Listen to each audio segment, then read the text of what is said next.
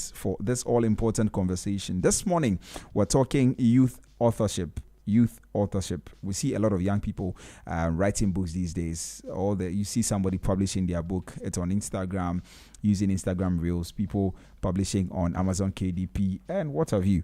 And so we want to have a conversation on that, really. And we're exploring how young people are not just writing, but building real businesses around their words. And of course, it's a safe space.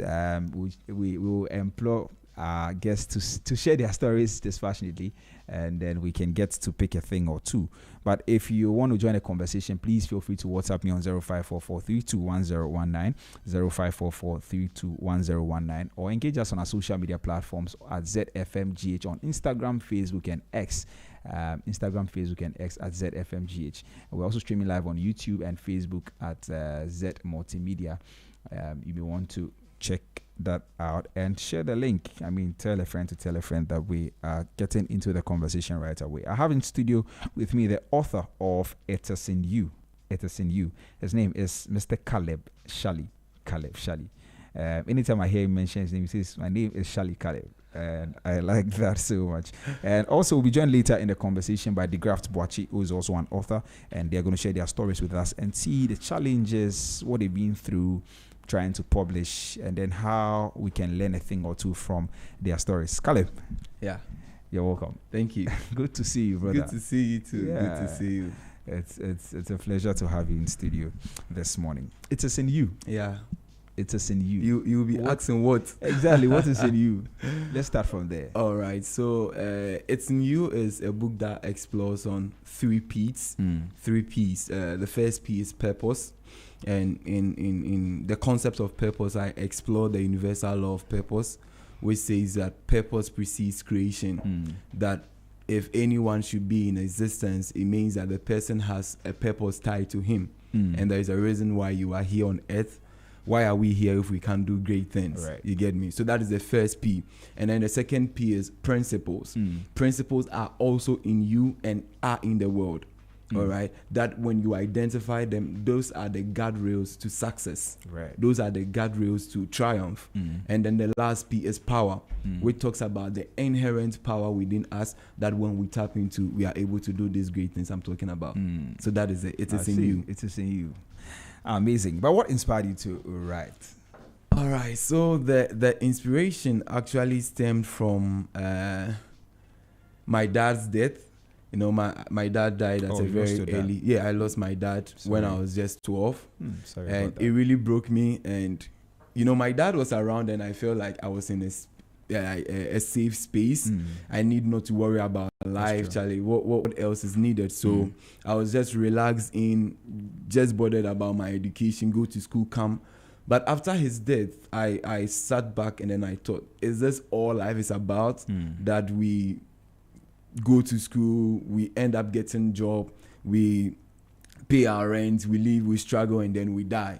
So I was just asking myself questions again and again. And, you know, I always say that questions are a seed for answers. Right. So by the promptings of these questions, I began to delve into the subject matter of purpose and principles and power. And that led me into combining all my research and the experience I've had into this wonderful masterpiece. I see. But before that, you were writing other pieces. Yes, before that, I was writing pieces, spoken word, and words inspiration. So there's something I call words of inspiration. Right. And I remember far back, JHS, I used to write, but I didn't know I could write a book. Yeah, it was always a dream, but sometimes, you know, the challenges here in our environment and in society can deter you from the dream. And I know we'll talk about it later, so I'll leave it for it. So please continue. We'll continue. We'll continue that conversation. particular. But I know there are other young people that inspire you, because in today's world, you see a lot of young people writing books. I'm trying to work around a book myself. Exactly. Very soon. Exactly. But I'll be waiting for you. Yeah, definitely. Maybe I don't want to put timelines on air, but I will do that very soon. But I know there are some young people. Yeah. Which young people would you mention that inspired you to write your books? There is this one person. I'm going to pinpoint one person because I basically mocked him up Like, Wow. I learned everything from him. That is my brother Neil Mills. I'm sure you know him. Yeah, Neil is a brother. He's an amazing person, Yeah. and I was just following him up. You know, I think he's on his second book now, from Faint Not. Yeah. And after the book, at that time, I had just developed my manuscript. So he has Conquer. He has Conquer and then Faint yeah. Not.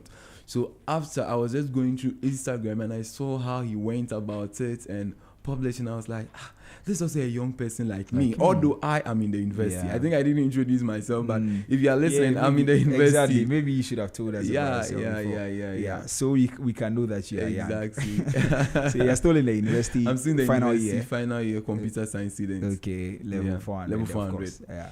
All right. Okay, now get back to the story. All so right. Neil Ante, he actually opened up my eyes after having a conversation with him and trying to fish out his experience and get to know how the industry works, and it's been great. Yeah. So he's your biggest inspiration. My biggest inspiration. Shout out to Neil Ante. I'm sure maybe he's listening to this, or he will listen to this later. Well, but you this is your first book, but have you published, or you're yet to publish? I've published. You've published, but we are yet to launch. Yeah. Oh, okay, right. So you've not started earning yet. No. Okay. No. But is the whole idea to write a book just something you want to use to express yourself, or something you want to make money from? It's both an expression of self and profit. Right. You know, I believe that we all have a story, and out of our stories we can make profits. God designed the world such that certain basic things are there to drive us to make impact and then income. So it's not just about impact, but income. When you make the income, you can make impact. And impact from your income is something that no one can restrict you. So I'm not just looking at making it a business, but I'm looking at inspiring and impacting the world around me. You know, we all, I believe, I have a personal resolve that everyone should be an author. Everyone. So far as you have life, you should write a book. Why? You should. You die today and that ends you. That's true. No one else will know that you ever existed.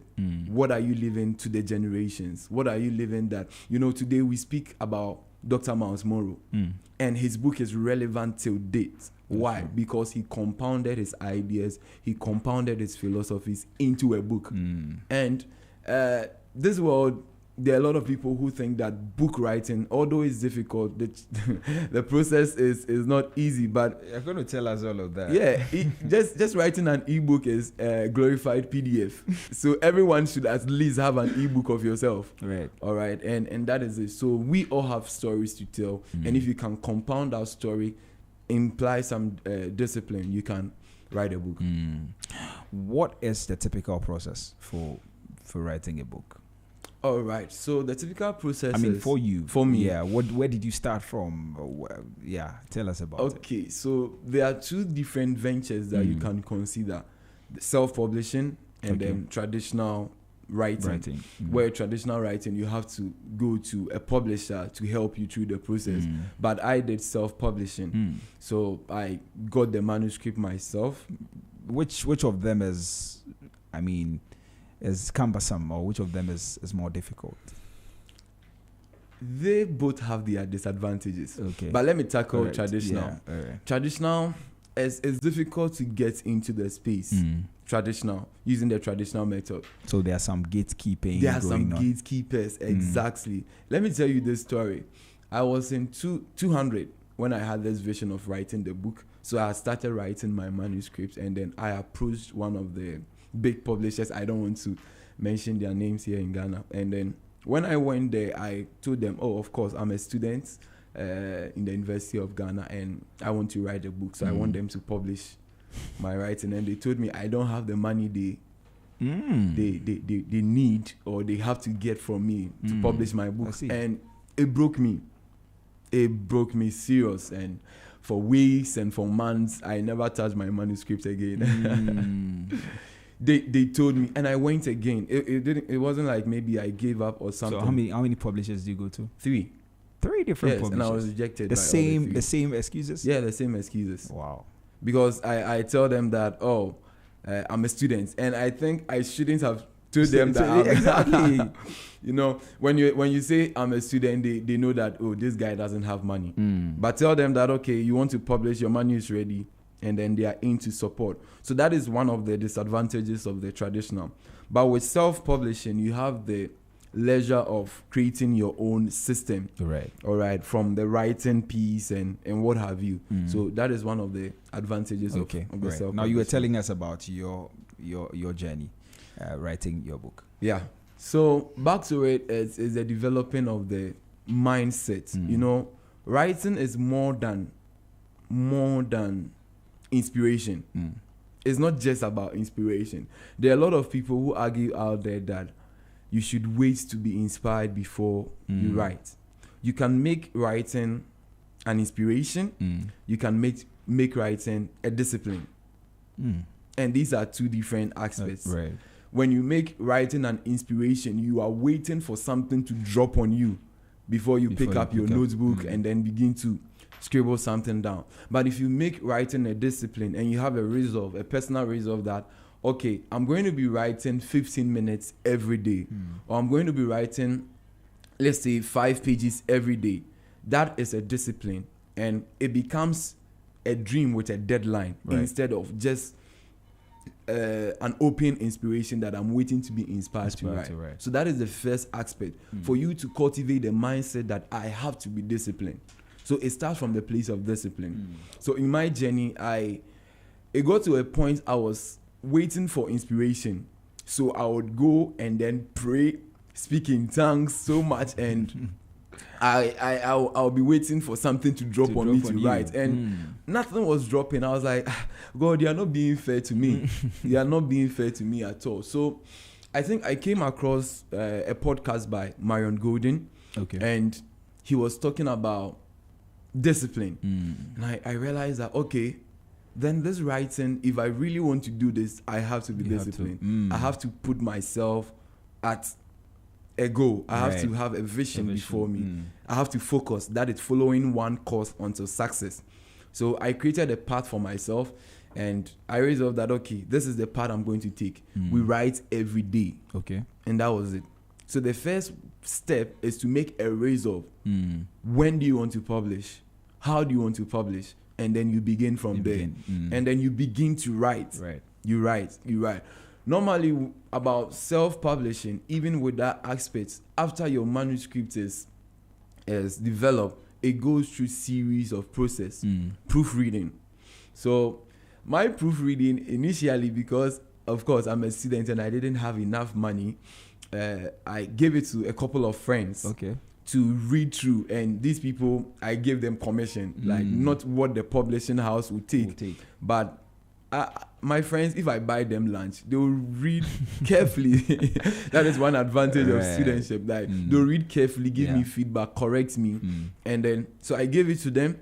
They read through carefully, and wherever I made mistake or it seemed funny, they just prompted me. And shout outs to Queenie Frida and then Anthony Doche. They were my first proofreaders. Wow. And then right after, I got a lot of knowledge into AI. So I use AI to also proofread grammatically because I have to get power over my grammar. And although it was good, I realized that it was changing the audience and the tone of my message. It was the same message and the same impact, but a different tone. Yeah. And that wasn't Caleb. Exactly. That is exactly what I wanted to communicate, but I felt I was restricted in English. So I had to just pass it through AI. And I tell you, AI is there to serve us. That's true. If you know how to use it, just study prompt engineering. Prompt engineering is just knowing how to communicate with the system. And then it becomes an advantage to you. So that was my first proofreading. And then the next step was when my proofreading was ready, I still wanted to take it to a next level. So I remember I went to Full Gospel Businessmen Fellowship, of which I'm a member, a paid member. And in a presentation, I just made a flash of it that, oh, I've even written a manuscript and I'm looking forward to publish. And then somebody was like, oh, I know someone who can help you. And that was a connection. So it was just speaking up. We'll come up to it. That when you have a vision, you have to speak about the vision. You don't know where your help is going to come from. And trust me, I'll come to you about the miracle of 3IY. The miracle of 3IY is that 3IY is it is in you. Okay. All right. So that's a different concept altogether. Right. And I thought I was going to publish just in Ghana. And surprisingly, I was bounced by Ghanaian publishers. But trust me, now my book is global. They were printed in the UK. Wow. And they are now in Ghana for the launch tomorrow. So Amazing. you can imagine. And it's expensive, but God made a way because I spoke about my vision, I understood it, and then I had sponsors, people who were willing to support the vision. And some of them were my colleagues, some of them were my friends. And shout out to Reverend Ajiman, Edward Ajiman from Full Gospel Businessmen, who is based in the UK. He literally held my hands and then took me through the process again. Right. One funny moment is that I had already designed the cover of the book, and I thought this cover design was the best, was good, until I sent it to people outside of the country. That is Reverend Ajiman, and he was in the UK, and he said, Caleb, what is this? This looks like a Ghanaian design. Why don't you want to sell your book on Amazon? And I had not even thought of Amazon yet. And he was like, no, we have to redesign this. And that is where I wish the viewers will see the cover design. The chess play is a whole different mindset behind it. And that is it. So I think exposure also contributes to how you write and how you publish. Right. So if you are an aspiring author, you should expose yourself. Attend book launch, all right? And then expose yourself to equal writers. I'll talk about my vision to create a community of writers in Ghana, young writers, because I believe that there are millions and thousands of me out there, people who want to write, but they don't have anyone to hold their hands into the gate of the writing space. And of course, as you mentioned, there are gatekeepers there who are guarding that if you don't have the needed resources, you can't enter. But you have all that it takes to write a book. Amazing. Now, one of the challenges, I mean, you mentioned that in passing about the sponsorship. Funding is a very major issue when it comes to writing. And I think that is one of the things that has deterred a lot of people from writing, because they are looking for, maybe like you, who went to just 3 people. They think that, okay, even if I'm turned down here, I want to go to another person. And they keep going to publishers, and they are still not getting any help from the publishers and even funding to be able to do that. Tell us about your funding process. Okay, so the funding process has been a journey, but take it from the challenges. Yes, how was funding a challenge for you? And then tell us how. Funding was a big challenge. You know, you see me like this and you think that, oh, Caleb has no problem. I remember my uncle used to say that we were poor and we didn't know we were poor because all those around us were poor. That was the extent of poverty that we lived in. So if you are coming from this background already, you have a mindset blockage that I can't do this. I don't have the money for it. So you have to break the mental blockage. And the next stage to funding, as I mentioned, is to share your vision. Right. There are people out there who are willing to give their thousands to you to make sure that your vision comes to be. And that is my story. All right. So the challenge of you gaining fund is maybe you have not spoken about it that much, and you yourself, you are not convinced about what you can deliver, what you can give. So the funding came as a result of speaking about my vision and talking to people about it.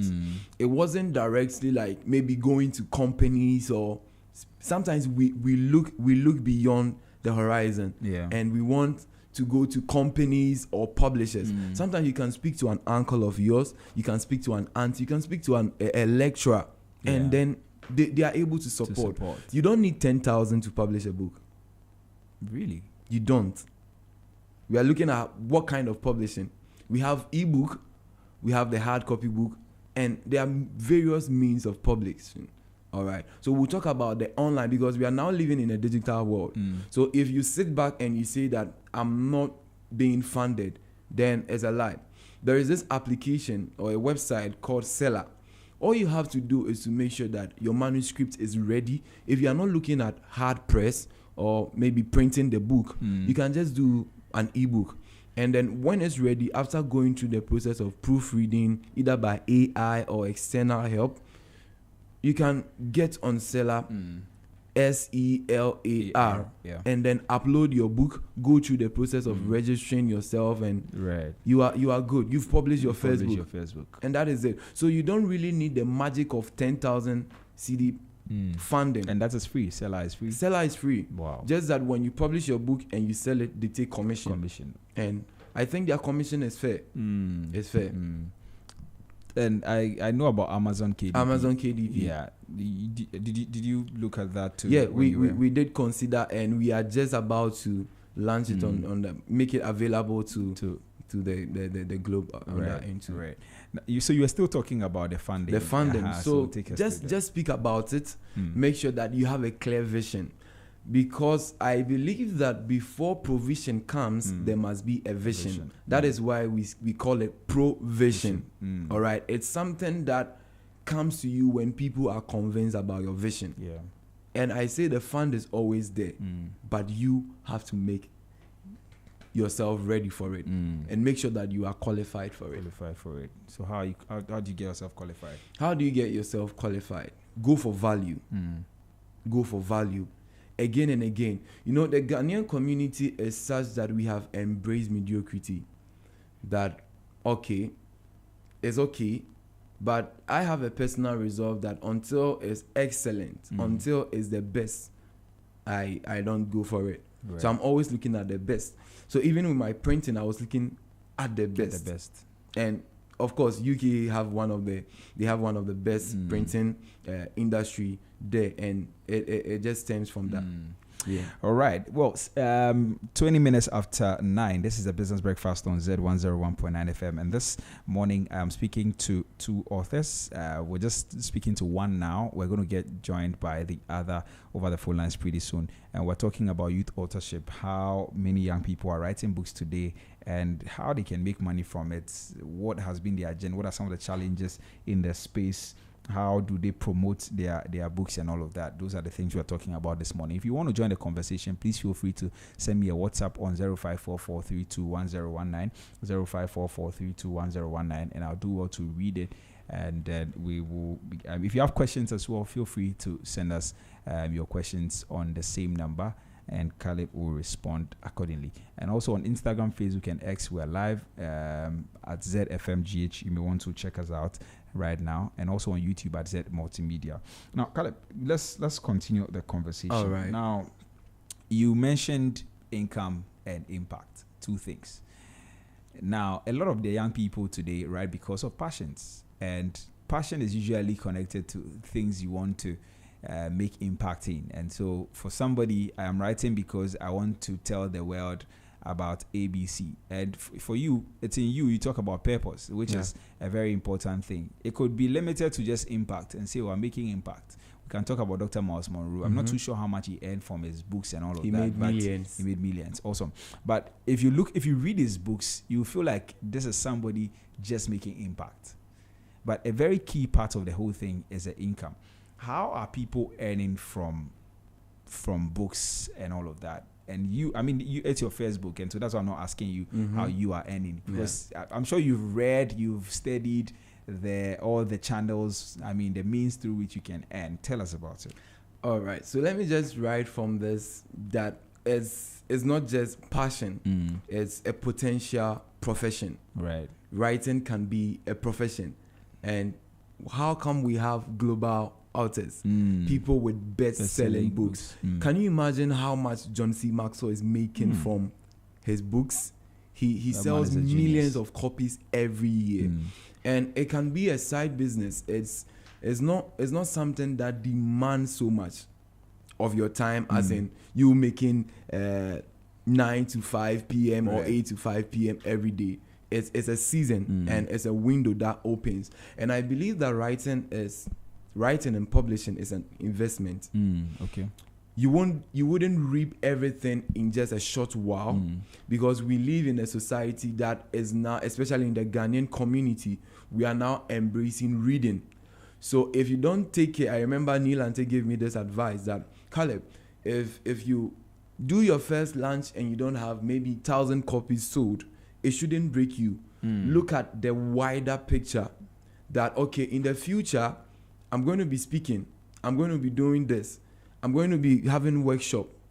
Can I expound on my knowledge from the book and then create a workshop around it? And that is another source of income.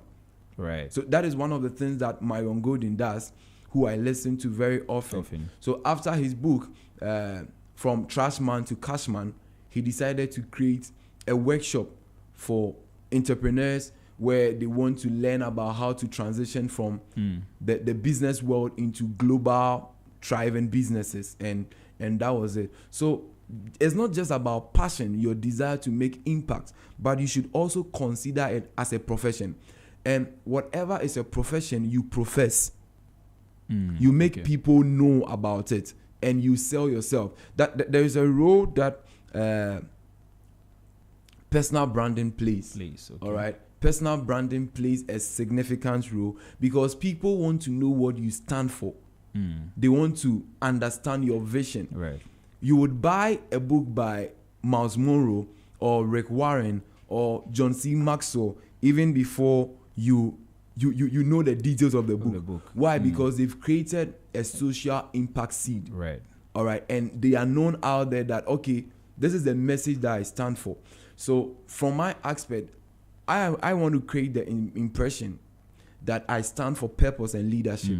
So wherever I go, I make it known to people that this is my personal resolve. That is leadership and purpose. It's leadership and purpose. Right. So how do you build a brand around it? It stems from intentionality.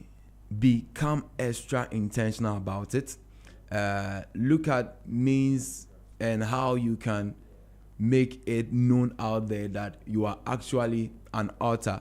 All right. So you go to programs and you make known about your books and you share your books with people.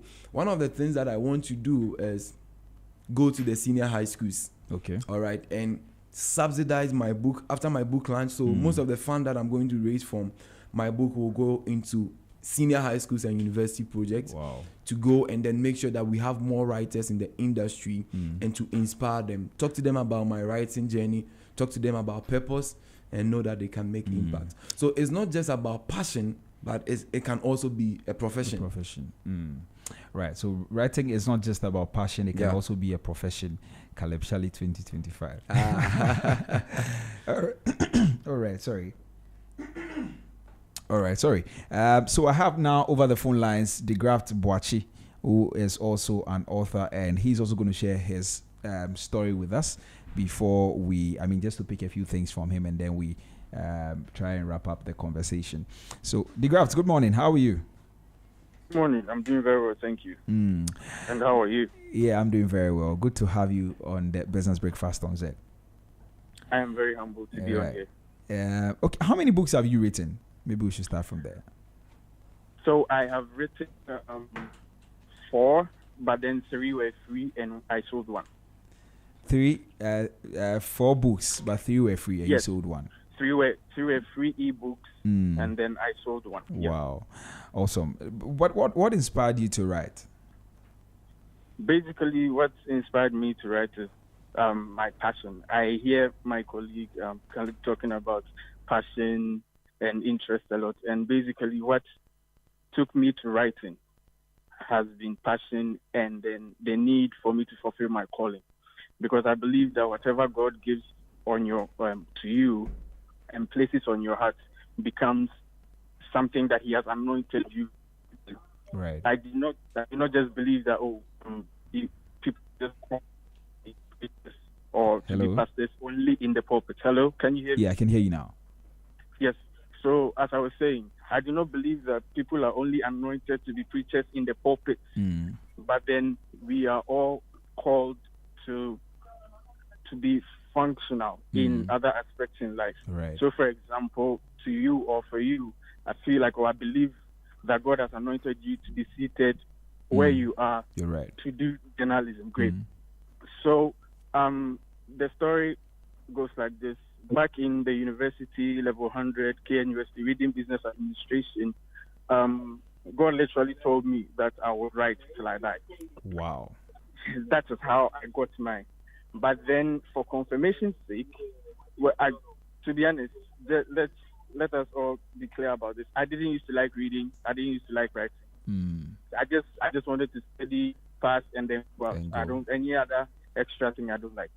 But then when it says that, I was like, okay, maybe you're talking to the wrong person because me, I don't like this. I don't like these things that you're talking about. Right. Then a doctor friend of mine, Dr. Abigail, she sent me a very long thing to read on WhatsApp. I respond, too long, won't read. And then she replies, leaders are readers, readers are leaders. With my empty head, I got angry because I thought she was insulting me. Well, the Bible was right. It says that it is only the fool who does not see advice as a good thing. Yeah. So I got mad. We did a little back and forth. I didn't even speak to her for a while. But later, when I thought about it, I thought, well, maybe she was saying something right. And then it's actually in line with what God said. So why was I fighting? So I went back to read what she said. And then I said, oh, this is actually a good thing. It's very impactful. Thank you for sending it to me. And I apologized to her for doing that thing with it. So then I started, okay, well, let me start reading something. The first book I read was by Norbert Bosso. I don't know if you know Pastor Norbert Bosso. No, please. Okay, he's based in the UK. Oh, okay. I read his book, and funny enough, the guy who doesn't like reading felt that the book is too small, that he should have added something or some more to it. Wow. I don't know. Yes. So then from there, I started buying bigger books, from Miles Monroe to John C. Maxwell, to whoever, to even Dr. Mensa Otabu. I've read like a whole lot of books. Then I started seeing maybe like they all have a certain message to share. Is there something that I can share with people? Because most of my friends, I do not know, for some funny reason, whenever they are in trouble or whenever they need advice, they would call me. And then they say, oh, what do you think I should do about this? Whether it's a relationship, whether it's business, life, any leadership, any kind of life issue. Then I started sitting down and started drafting stuff, started sharing with people. It started in the form of like an inspirational message, like a long thing. And then I was like, maybe it's too long. People get bored reading it in the morning. So then I broke it down into quotes. From there, I started sharing quotes like every morning. And then I was sharing them like in three days in a week. And my friends got angry. They said, you cannot do that. You have to do that every day. Yeah. So now I started sharing my quotes every day. The challenge with that is that it pushes you for you to learn a lot. Right. That's true. Because you cannot give something you don't have. If you do not have knowledge, you cannot give knowledge. If you do not have wisdom, you can't give wisdom. So the message that you have to share with people, of course, nobody was born into this world with a whole lot of knowledge. We all picked it up. Yeah. So if I do not learn a lot, then I cannot give a lot through the message. Yeah, so it makes me read a lot of books. It makes me study. I study from everywhere, whether from movies, music, and also interesting, I'm a sound engineer. So whatever thing that will just give me a lesson, I'll pick it up. And then I'll write it somewhere. I see. And thank God for technology. So when I write it, I put it in an AI column or something to check if maybe it's for somebody. Okay. If it's not for anyone, then I see that the English, the grammar, everything is good. Maybe change get a synonym for a certain normally used word. Then I just good. Then I change it and then I share it with people. And interestingly, to be honest, I have been happy doing this thing, and wow, the impact has been. I'm not even kidding. The impact has been different. Wow, it has awesome. Been different. So it means that it started as a hobby, just doing the quotes. Yes. Just doing the quotes and then gradually transition. So just started small. So maybe you are listening to us right now. It might just start small. You just write something on your WhatsApp status. And today, I think social media even gives all of us the opportunity to be able to just write anything anywhere. True. Yeah. You know, just when my brother DeGraft was sharing his story, I just remembered that The first book that was bought for me was in primary school. That was a book by Emmanuel Baden, titled, it's a Ghanaian, and titled Winning Through Information. That was the first book. It was bought for me on my 11th birthday, and I read the book on my 13th birthday. I unwrapped it on my 13th birthday because I was angry. I was like, who buys a book for a young person on the birthday? So I got angry, and trust me, it shifted me. And right after, from age 13 till now, I've been buying book every month of my life. And I have a library at home. Sometimes my mom can look at me and be like, so when I send you money for food, you go and buy books? Because like after every semester, I'm coming with a box full of books. And you know, just as the graph was saying, you cannot give what you don't have. Right. Exactly. We are not saying that because you can also write a book, you should just sit somewhere and compile some lies and then no. You have to do your research. You have to do your homework, and then that begins it. Right. The Graft, you said that you have published one of your book. I mean, you've written 4 and you've monetized 1. At what point did you see that? I'm guessing it's the last one you wrote. Yeah. Yes. Just the recent one. The recent one. So what was? I mean, at what point did you say that? Now let me transition from writing for free and to making money from it. Okay. So I have thought about it. In fact, I actually wanted the Blue Street to be free. That was just it. I wanted to be free because in my planning, I wanted to launch the book. You know, get a venue, then put things together from speakers to musicians to everything. I wanted to do that. But then, just as my brother was saying, I had funds issues, right? So then I said, well, if I have funds issues and I have this book, what can I do with this? Then I was speaking with my friend who is now my PR, and then she said, why don't we sell this one and maybe start making something out of it? And when we do make something out of it, we would now launch the next one. Yes. So I considered it. I prayed about it. And I thought, well, maybe we can sell this. And if we get any revenues from it, we save. And then we do the bigger thing that I wanted to do. So, yes, for my brother, he has been able to put funds together, go straight to the launch and everything. But then if you are listening and maybe you cannot do that big jump yet, it doesn't mean that you can't sell. Sell, right. Just as he was saying, there is that seller. But then what the plan I did, or the path I took, was that I did pre-orders. Okay. And then interestingly, the first week that I said, oh, if you give me your money and wait for, say, 2 to 3 weeks, you get your book, 50 people paid. So that's also another approach. Amazing. That's also another approach. 50 people paid, and I was like, what?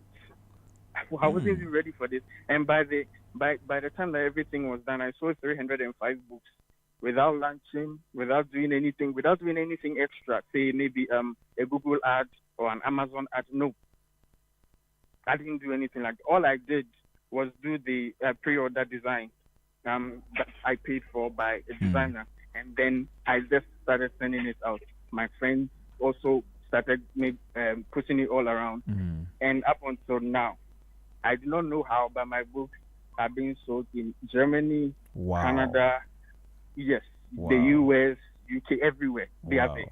Wow. Via Amazon. I see. So, via Amazon, okay. Yeah. So if you do not have a whole lot of funds to do the big jump yet, it doesn't mean stop. Okay. What it means is you can take another approach. Well, for me, what I did was the pre-order, and it helped. It helped, right? Okay. Caleb, you have something to say? I also believe that technology empowers young artists to publish without permission.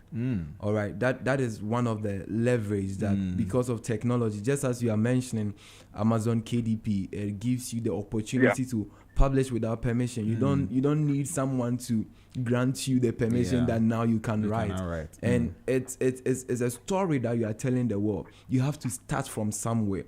So I believe that my brother DeGraft also had his share of challenges, but you just have to look beyond the challenges and then create a solution. You know, that uniqueness of your story is what the world needs. Right. And you have it. You can deliver. Awesome. Let me come back to DeGraft one more time. What has been the experience after the monetization? Please, could you come again? I didn't really catch you. Yeah, I'm asking that what has been the experience? I mean, what has been your monetization experience, really? Hello, can you hear me? Hello, DeGraft? Yes, I can catch you now. I can hear you now. So I'm asking that what has been the experience since you decided to monetize? What has been the experience? Well, the exposure has been different. So whatever, I used to think that maybe if it's free, it might keep bringing people in. But then the moment I put a price tag on it, it even increased the reach. Wow. Yeah. So you might be thinking, oh, when I put a price tag on it, maybe people will not buy. Maybe people will be too scared. Like, but the truth is, the moment you put a price tag on it, people now start valuing you differently. Yeah. Yeah, they see that, oh, this guy, he means business.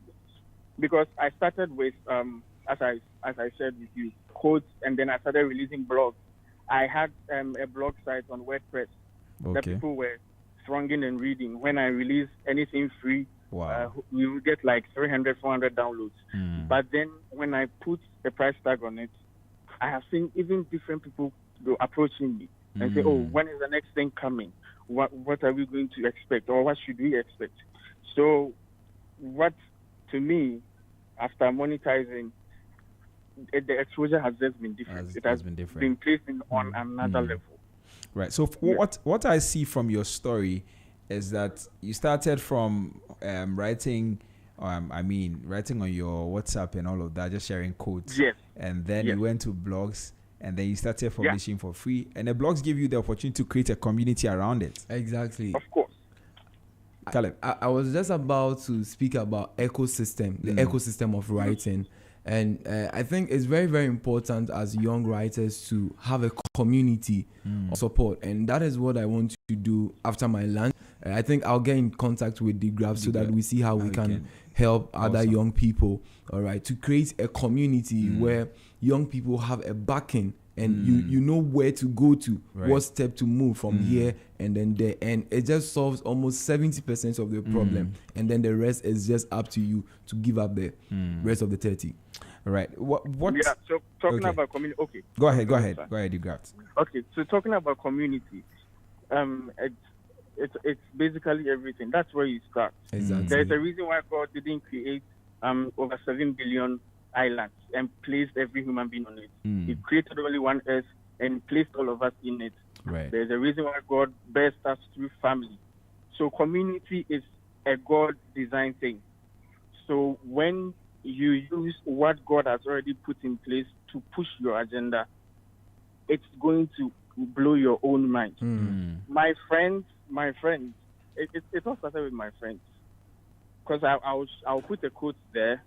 At first, I didn't even have a broadcast of people receiving my quotes and sharing it around. It was just, I'll just put it on my status. Then people started screenshotting or screen grabbing. And they started sharing. And they just started requesting it. Please send it to me personally. Wow. That's how it all started. Send it to me personally.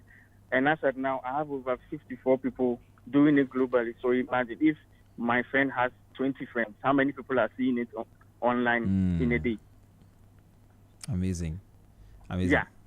If I have one friend who has 20 friends and post my quotes in one day on WhatsApp, how many people are seeing my quotes on that day, on that particular day, from just that friend alone?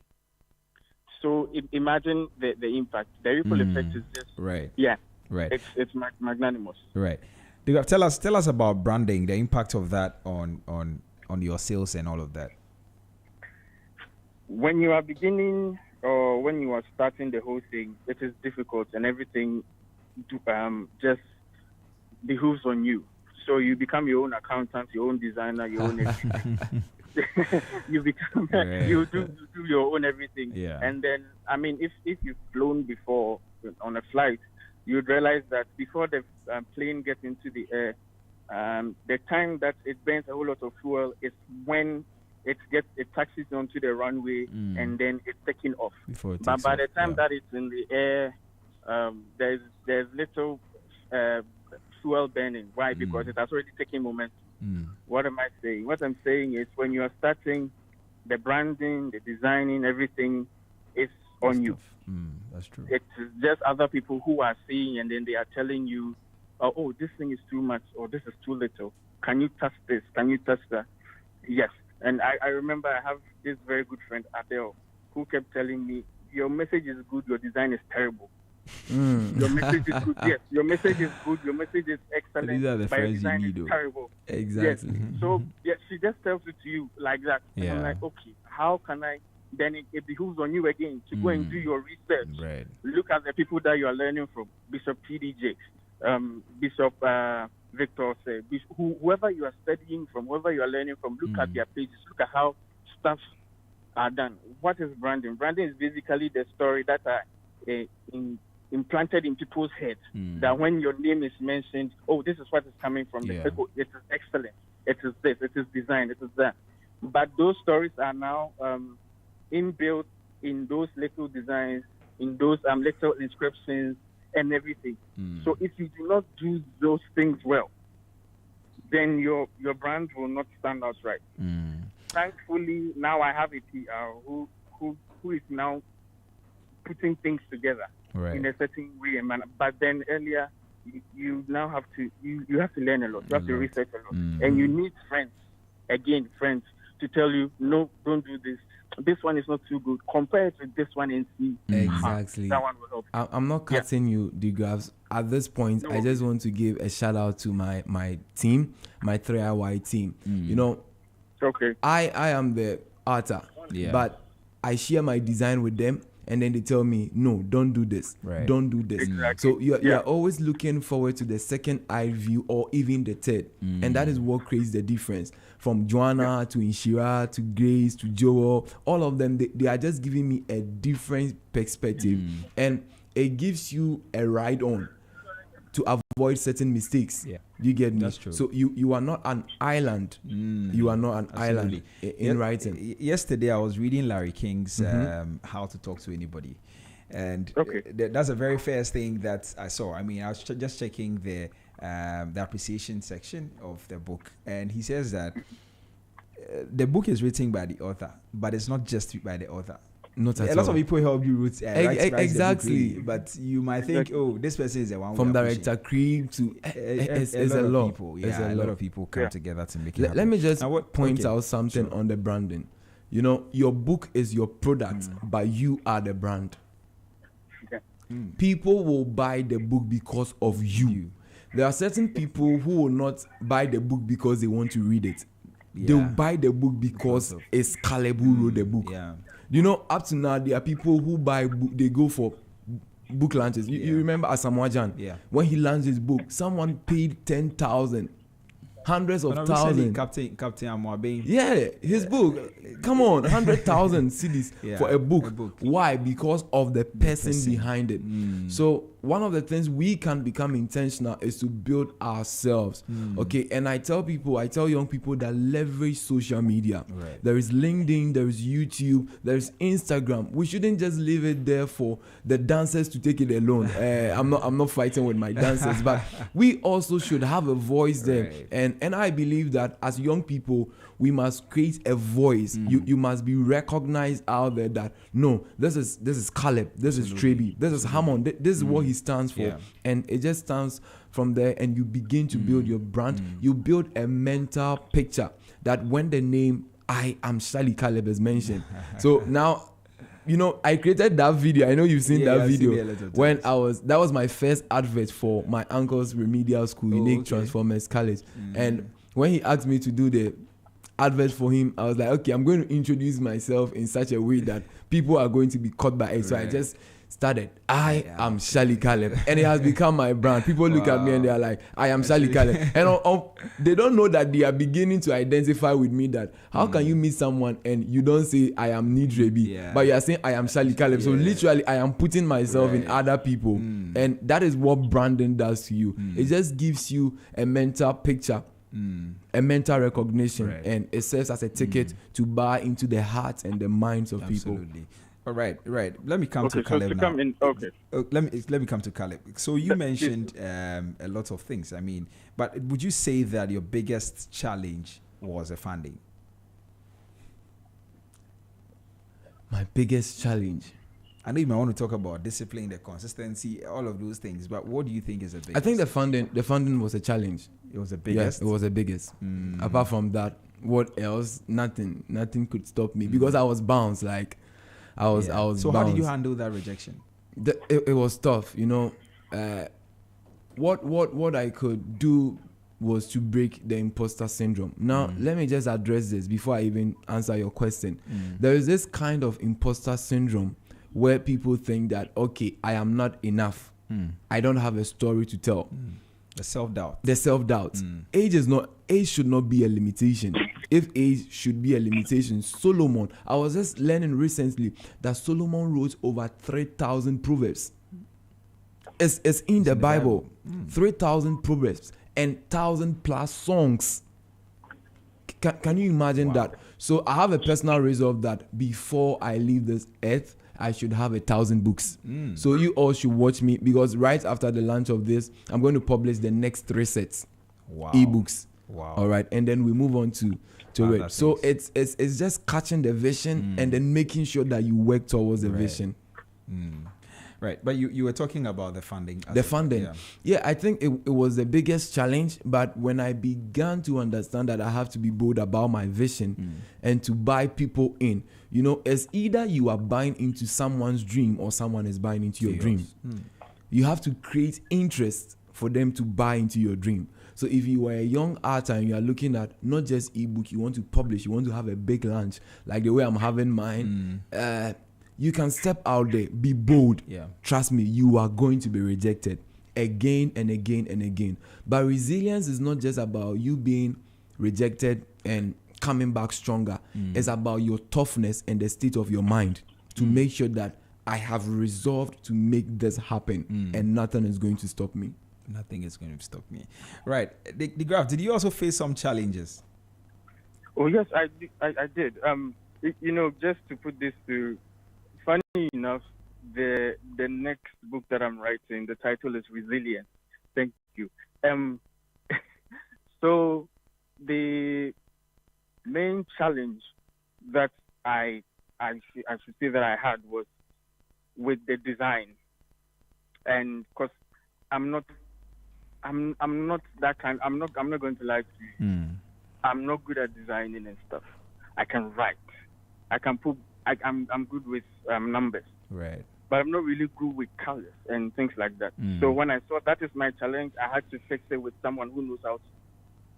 So thankfully enough, in the same community, friends and all that, I reached out to someone who designed, and I told him, okay, this is my situation. Like, this is the message that I have to share with people. But how do I go about it with the design? Then he gave me guidelines. So basically, yes, I've had the next maybe issue was when I reached out to sellers, people who sell books in Ghana to sell my book. Most of them said no, they will not sell because probably I've not reached the status or the place where they will have to come and retail my books to sell. So that's your biggest challenge. So yes, that was one of the biggest challenges when I wanted to sell my book. So I did everything personally and then on Amazon. Right. So I mean, so whenever there is a challenge, you find a solution by putting maybe, okay, these people say they will not do it. Who else can do it? What can I do about it? And then you carry on. You carry on too. Right. So, okay. Thank you very much, DeGraft. Let me come to Caleb and then I wrap up with you, DeGraft. Or let me just finish with DeGraft and then we end up in the studio, right? DeGraft, tell us, what is your biggest advice for young people who want to build a writing-based business? First of all, find your purpose. And people go around asking, okay, DeGraft, tell them to buy my book as well, because when they read my book, they'll find their purpose. I'll do that. Okay, I'll do that. You must find your purpose and then buy Caleb's book. And then the main, I get this, but what do I do? How do I find this thing? First of all, go to your source. Go to the source. The source is God. God created you. He has the manual about you. He can tell you this and that. Because, for example, for me, he told me I'll write it like that. That is it, plainly. Or if you cannot hear from God, as I did, or because most people say, okay, how do you hear from God? Yeah. Well, I didn't hear from God, or I can't hear from God. Well, then you should look around you and ask yourself these two basic questions. What do I love to do? Number two, what do people enjoy seeing me do? I see. When you answer the answer of these two questions have the ability to give you, oh, this is what you're all about. Or this is what God created you to be. And then when you find that out, maybe especially in writing, if maybe God has blessed you to know that you are going to write, you have to find out, what should I write about? Should it be sports? Should it be business, politics? Should it be self-help? Whatever it is, when you find out, again, based on those two questions, what do I love to do, or what do I love writing about, and what do people love reading from me? When you're able to answer those questions, then you carry on from there. Right. And then last one. Okay. Make sure, or put this thing in your head, until the diadem of your passion has been placed over your head, never stop or never quit the pursuit. Again, until the diadem of your purpose has been placed over your head, never quit the pursuit. Wow, amazing. I was actually going to ask you to share just one of your quotes, but you did before I asked. I just did. Yeah. Like 2-3 days ago. Wow. Until the diadem of your purpose has been placed upon your head, never what? Never quit the pursuit. Thank you very much, DeGraft. We are so grateful that you spoke to us. Thank you. I'm happy to be here. Okay. Can I say hello to a couple of people? Sure, definitely. Go ahead.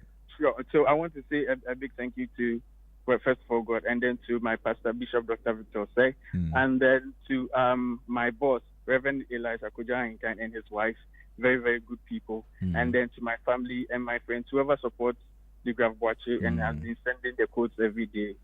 Thank you, and God bless you. Yeah. And also, God bless my partner. She's a very good one. Wow, that's all right. Thank you very much, Iga. Please enjoy the rest of your day. We'll stay in touch. All right. Thank you. Okay, now let me finish with you, Caleb. Your biggest advice to young people who want to start writing. Step out. Okay, let me make it this way. Step up and step out. Step up, subscribe to lifelong learning. You know, it's not just about schooling, it's about education. Educate yourself. Right. We have the social media now. We have various platforms where you can leverage upon to build yourself. So the first thing is to step up, imply the discipline, put in the effort. And then number two, step out. Keep up with something. Be known for something. Okay. And then keep showing up. Convince people that this is what you want. Let them know that this is what you stand for. And then you begin to do something. Awesome. Now, you've been mentioning launch. Tell us about it before we go. All right. So I'll be launching my first book tomorrow, 12th April 2025, Saturday. Just tomorrow at the Airport View Hotel at 3:30. If you want more information, you can go to www.iamshalicaleb.com, my website, to get more information. If you want to purchase a copy, ebook, it will be available exactly 3:30 tomorrow. You can purchase it as well. And then, that's it. Right. It's free, eh? Of course, launches are not. It's free. It's free. Please, I want you to show up. All right. Caleb, thank you very much for making time to speak to me this morning. I know you are busy running around because of the launch that is happening tomorrow, but you made time to be here. I'm grateful. Yeah. I'm grateful. Right. So that was Caleb Shali, and on the phone was DeGraft Boachi. These two gentlemen helped me break down the topic for today, the business of youth authorship, and it's been a very fruitful conversation. And of course, that's how we wrap up the Business Breakfast on Z 101.9 FM today. We streamed live on on YouTube at Z Multimedia and on Facebook at ZFMGH. You may want to catch the recording there and play it again and get inspired to go start writing that book that you've been postponing for so long. But thank you very much for staying with us. My name is Nitra B. Hammond. We're back again on Monday. Until then, please enjoy the weekend. And when you think Ghana, things that up next is a brighter side.